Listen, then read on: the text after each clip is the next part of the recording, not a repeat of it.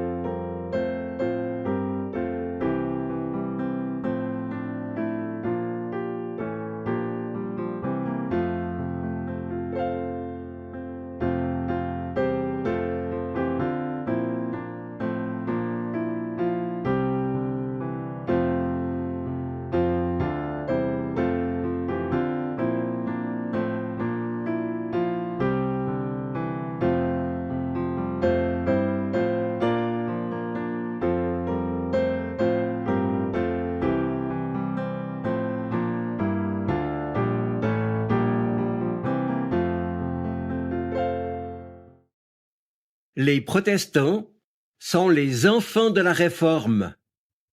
Sa famille et ses descendants sont d'ailleurs riches de déclinaisons aujourd'hui. Il y a les luthériens, les réformés, les méthodistes, les évangéliques, les salutistes et beaucoup d'autres encore. Soit. Mais la Réforme, qu'est-ce que c'est? Et sur quoi les protestants insistent-ils particulièrement? En fait, tout a commencé le 31 octobre 1517, lorsque le moine et théologien allemand Martin Luther a affiché ses 95 thèses contre les indulgences sur la porte de l'église du château de Wittenberg. Cette date, en effet, a été considérée comme l'acte initial du mouvement de réforme dont avait bien besoin l'Église du XVIe siècle et dont nous sommes donc aujourd'hui les héritiers. Maintenant, la question, qu'est-ce qui caractérise un protestant et quelle est sa marque de fabrique, son signe distinctif? On répondra, c'est le retour à la Bible et la justification par la foi. Et l'on aura raison. Plus largement, la Réforme a affirmé l'importance essentielle de 6 réalités qui ont été formulées en 6 affirmations, 6 formules en latin que je vais reprendre avec vous, bien sûr en français. Ce sont « à Dieu seul la gloire », rien n'est sacré, divin ou absolu en dehors de Dieu, ont affirmé les réformateurs qui ont été vigilants envers toute autorité, tout pouvoir ou idéologie qui pouvait prétendre revêtir un caractère absolu. Et pour eux, c'est parce que Dieu est un Dieu de liberté qui appelle à une libre réponse de la part de l'être humain qu'ils ont été favorables à un système social qui respecte la pluralité et la liberté des consciences. Et puis, la grâce seule. Les réformateurs, en effet, ont affirmé haut et fort que la valeur d'une personne ne dépend ni de ses qualités, ni de son mérite, ni de son statut social, mais de l'amour gratuit de Dieu qui accorde à chaque être humain un prix inestimable. L'homme, l'être humain, n'a donc pas à mériter ou à gagner son salut en essayant de plaire à Dieu, puisque Dieu lui fait grâce sans condition. C'est cet amour gratuit de Dieu, la grâce, qui rend l'homme apte à son tour à aimer ses semblables, et cela gratuitement. Et puis, troisième affirmation fondamentale, l'essentiel, c'est la foi. La foi qui naît de la rencontre personnelle avec Dieu. Et cette rencontre peut surgir brusquement dans la vie d'une personne, ou bien résulter d'un long cheminement, parsemé parfois de doutes et d'interrogations. Mais peu importe, disent les réformateurs, l'essentiel, c'est que la foi est offerte par Dieu, sans condition, et que tout être humain est appelé à la recevoir dans la liberté. Elle est donc la réponse humaine à la déclaration d'amour faite à tous par Dieu, dans la parole biblique en Jésus-Christ. Et puis, il y a cette affirmation, la Bible seule. La Bible qui est beaucoup plus qu'un vieux bouquin, bien sûr, puisque les chrétiens protestants ne reconnaissent que la seule autorité de la Bible qui peut nourrir leur foi. Pour eux, elle est la référence dernière ultime en matière théologique, éthique et communautaire. Et c'est donc au travers de ces différents textes et témoignages humains inspirés de l'Esprit que la Bible est en ce sens la parole de Dieu. Et puis, ce mot d'ordre sur lequel les réformateurs ont aussi insisté, il s'agit de se réformer sans cesse. Les réformateurs nous permettent de comprendre que l'Église de Jésus-Christ, quelles que soient nos étiquettes, rassemble dans une même foi, une même espérance et un même amour tous ceux qui confessent explicitement, personnellement, le Dieu de Jésus-Christ, comme celui qui donne sens à leur vie et à qui ils appartiennent. Nos institutions d'Église sont bien entendu des réalités humaines. Elles peuvent se tromper, disait Luther. En référence à l'Évangile, les Églises doivent donc sans cesse porter un regard critique sur leur propre fonctionnement. Chacun doit y prendre sa part de responsabilité et devenir un témoin fidèle de l'Évangile. Et puis, dernière affirmation, la 6e, c'est ce que les réformateurs ont appelé le sacerdoce universelle des croyants. Dans les églises nées de la Réforme, chaque baptisé a une valeur et une place identiques.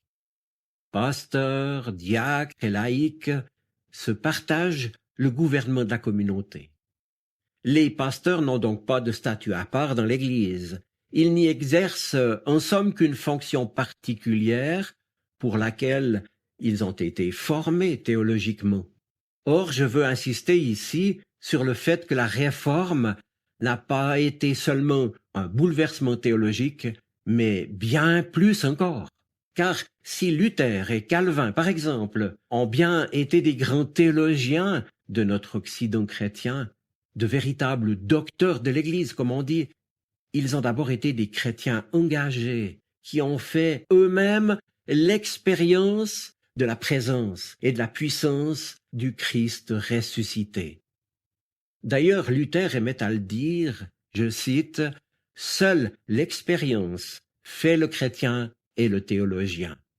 Paul l'a expliqué aux Galates et Luther fait lui-même l'expérience que la présence du Seigneur peut transformer complètement nos vies. Ce n'est donc pas de la théorie ou une doctrine, mais une réalité de tous les jours. Écoutez Paul, « Maintenant ce n'est plus moi qui vis », déclare-t-il en Galates 2:20, « mais c'est Christ qui vit en moi.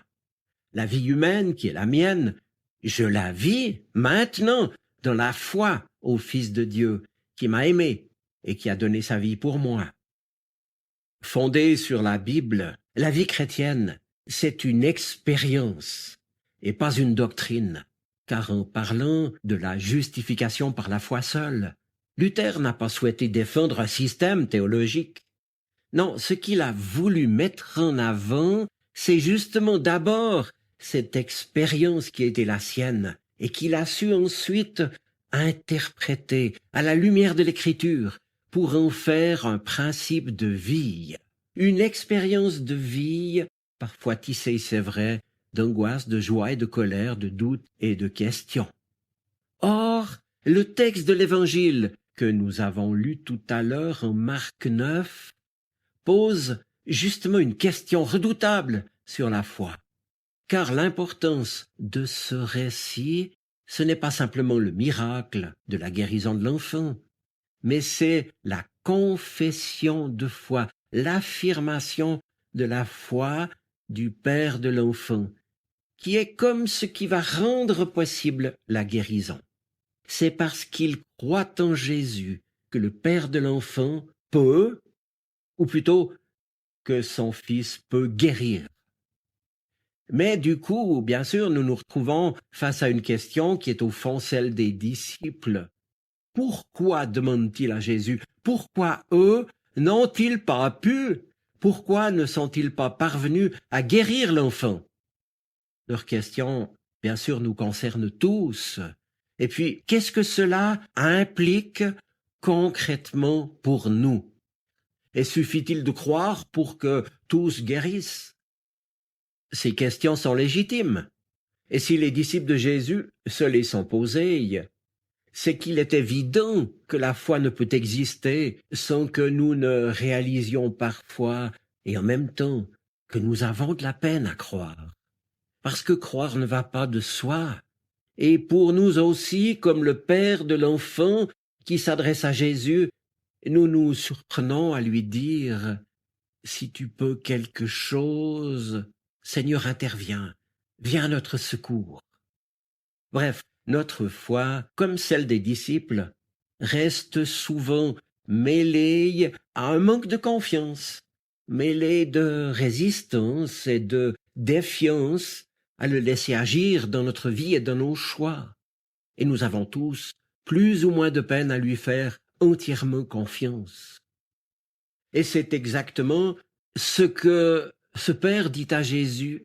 « Je crois, Seigneur, mais aide-moi, car j'ai de la peine à croire. » Oui, mes amis, le cheminement de la foi est parfois difficile et peut être semé d'embûches du fait même de notre nature humaine, qui traîne toujours avec elle la tentation du pouvoir et la volonté de nous appuyer sur autre chose que sur la foi seulement. L'histoire de l'Église elle-même nous en a fait la triste démonstration. Combien de fois n'a-t-elle pas pactisé avec le pouvoir et les puissants sans tenir compte de ce qui la fondait, à savoir uniquement sa relation à Dieu dans la foi. Et voilà ce que Luther dénonçait en son siècle. La foi qui est toujours susceptible de devenir affaire de pouvoir et de force si elle cède à l'incroyance. Pas seulement au pouvoir politique ou économique, mais aussi à l'illusion de pouvoir vivre par nous-mêmes et convaincus surtout d'avoir raison. Cette illusion qui nous fait croire que, lorsque nous connaissons le bon chemin et la direction de la lumière, nous avons alors la capacité à agir sur nous-mêmes et par nous-mêmes au nom de la foi. Eh bien, Luther l'a rejetée, cette illusion, comme péché, c'est-à-dire comme reniement de Dieu, parce que fondé non en Dieu, mais en nous-mêmes. C'était aussi l'attitude finalement des disciples de Jésus, qui se demandaient pourquoi eux, ils ne pouvaient pas, pourquoi ils n'avaient, eux, pas la puissance d'agir. Oui, pourquoi ne peuvent-ils pas? Eh bien, justement, parce qu'ils pensent à leur capacité, à leur puissance, à leur compétence, à eux, pour accomplir des miracles, et non à ce que Dieu peut pour eux et au travers d'eux. C'est bien là, n'est-ce pas, l'un des risques de la foi, que de penser qu'elle peut nous rendre capables d'accomplir par nous-mêmes notre vie chrétienne dans l'Église et dans ce monde. Eh bien non, disait l'apôtre Paul, après l'avoir appris jour après jour à l'école de l'Esprit. Maintenant, ce n'est plus moi qui vis, mais c'est Christ qui vit en moi.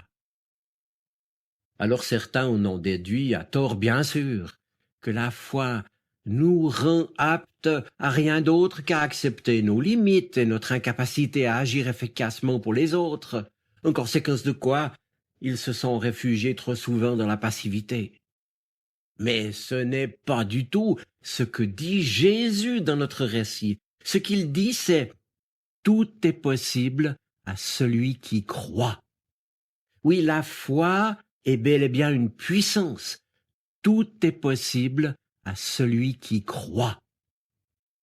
La Bible est beaucoup plus qu'un vieux bouquin. Et les promesses, tout est possible à celui qui croit.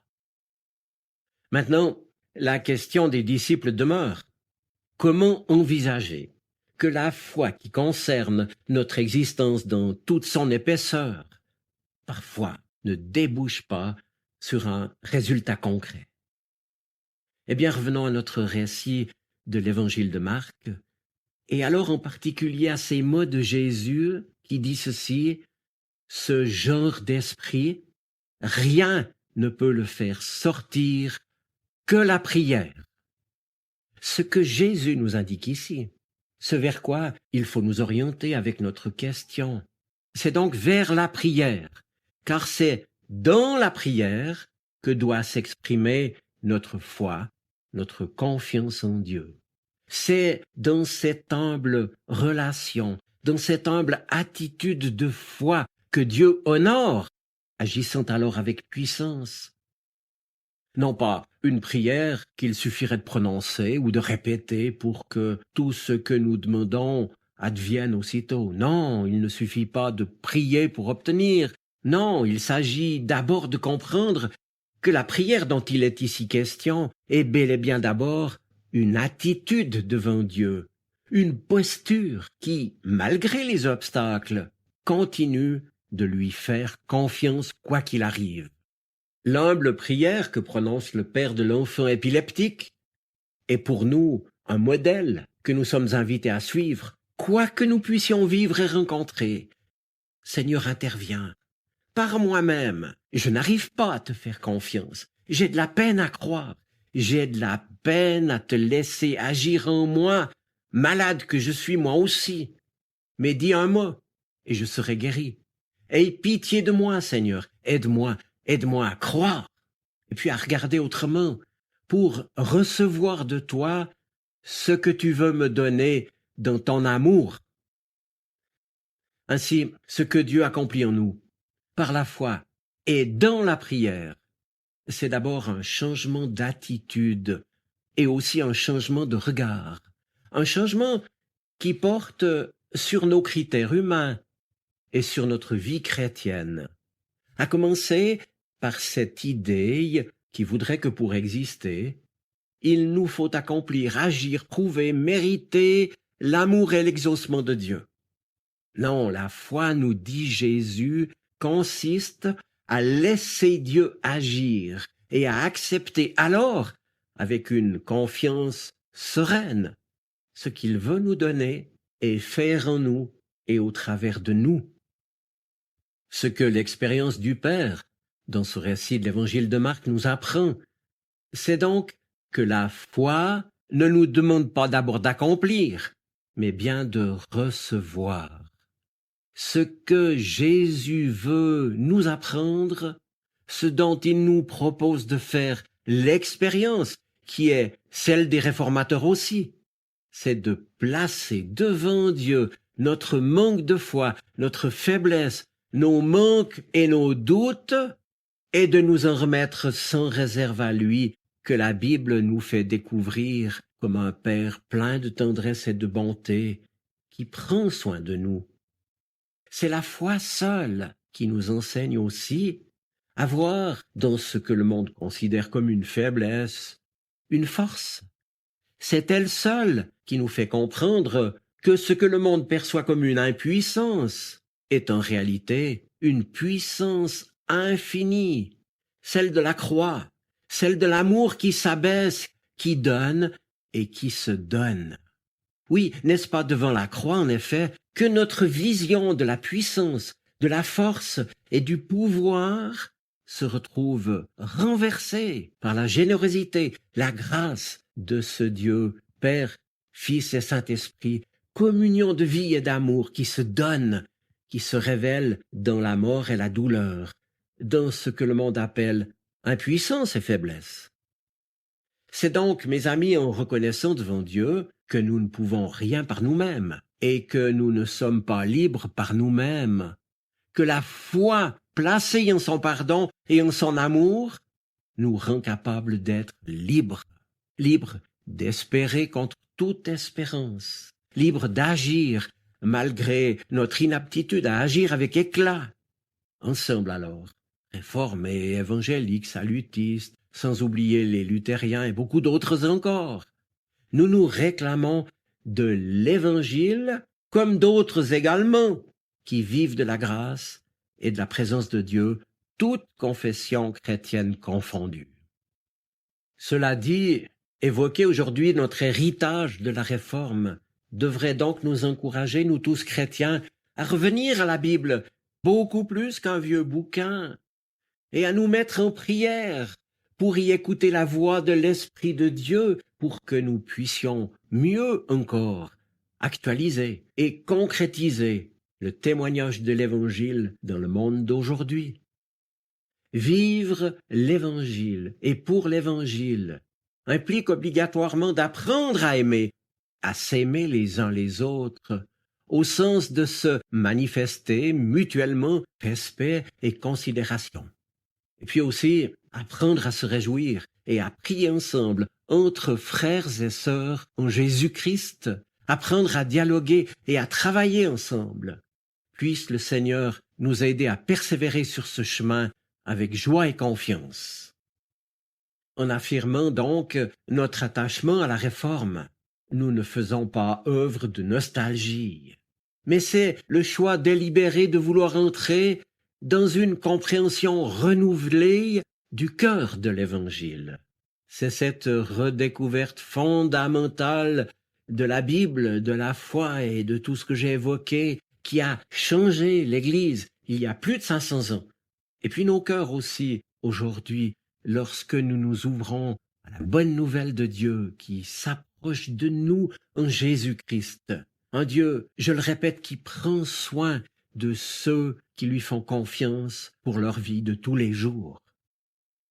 C'est la Bible, l'Écriture seule, qui nous autorise à en témoigner. Et c'est par sa seule puissance à lui que le Seigneur veut nous libérer. Oui, c'est lui seul, par son Saint-Esprit, agissant en nous et au travers de nous, qui nous permet à notre tour d'agir et de servir, malgré nos échecs, nos impuissances, mais en mettant notre confiance en celui qui nous aime.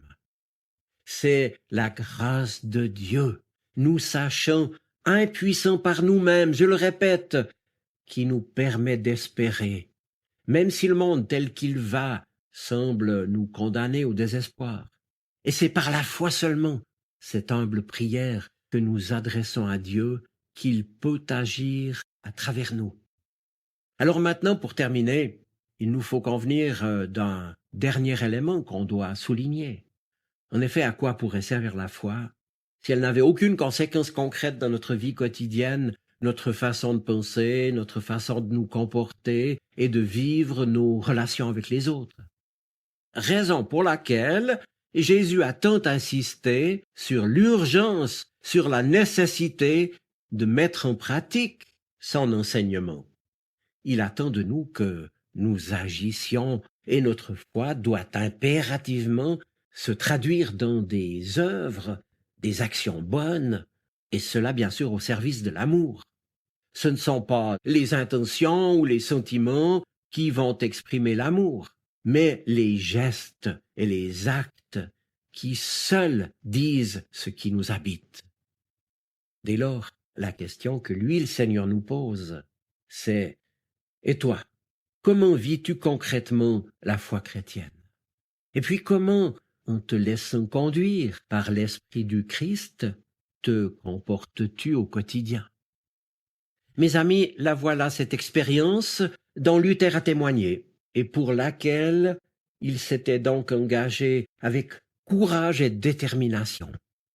Une expérience qui a fait de lui et qui fait de nous, non pas des luthériens, des réformés, des évangéliques ou des salutistes, mais bien des chrétiens.